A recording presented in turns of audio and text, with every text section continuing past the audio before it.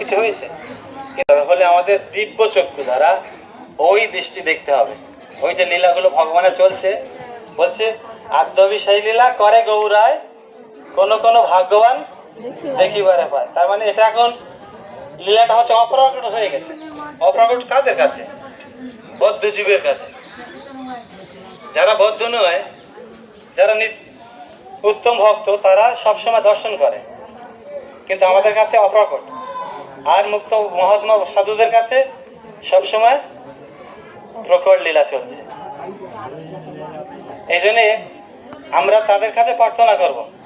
ওই জন্য একটা শাস্ত্রে বলছে শুদ্ধ সত্য বিশেষ সাধনা প্রেম ও সূর্য অংশভাগ। ওই শ্লোকটা বলছে যে ওই শুদ্ধ সত্য যে ভগবান লীলা করেছিল, ওই শুদ্ধ সত্য উত্তম ভক্ত আমাদের গুরুদেবের হৃদয়ের মধ্যে আছে।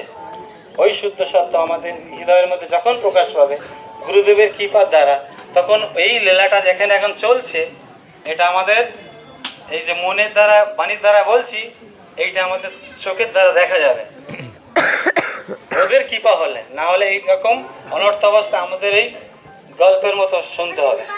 এই জন্য আমরা চেষ্টা করব যে আমাদের গুরুবর্গকে কেমন করে হরিগুরু বৈষ্ণবকে খুশি করে ওই ভাবটা আমাদের হৃদয়ে আসবে, তখন আমরা আমাদের চোখ দিয়ে ওই দর্শন করতে পারবো।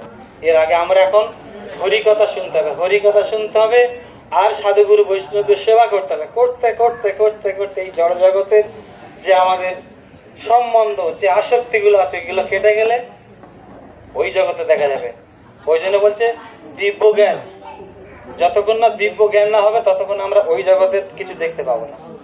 যখন দিব্য জ্ঞান হবে, এই মানসিক যা মেন্টাল আছে এটা পুরো চেঞ্জ হয়ে যাবে, পাগলের মতো হয়ে যাবে। এই জগতে কোনো কানেকশন নাই। ওই জন্য উত্তম ভক্তের তিনটে স্টেজ দেখাচ্ছে, অর্ধ আর বাহ্য দশা, আর একটা আছে অন্তর্দশা। ওই আমাদের যখন গুরুবর্গ বাহ্য দশা আছে তখন আমাদের একটু মাথায় হাত দেয়, একটু কৃপা করে, কিন্তু ওরা সবসময় থাকে অন্তর্দশাতে। এবং ওদের যদি আমাদের কৃপা হয় তাহলে আমরা দেখতে পাবো। ওদের কৃপা কখনই সম্ভব, ওদের আদেশ, ওদের সেবা করে গুরুবর্গকে খুশি করতে হবে। বৈষ্ণবদের খুশি করলে তাহলে ওই জিনিসটা আসে। না হলে আমরা যদি বই পড়ে মুখস্থ করে বলি এই জড় জগৎ দেখতে পাবো, কিন্তু ওই যে আসল জিনিসটা দেখতে পাবো।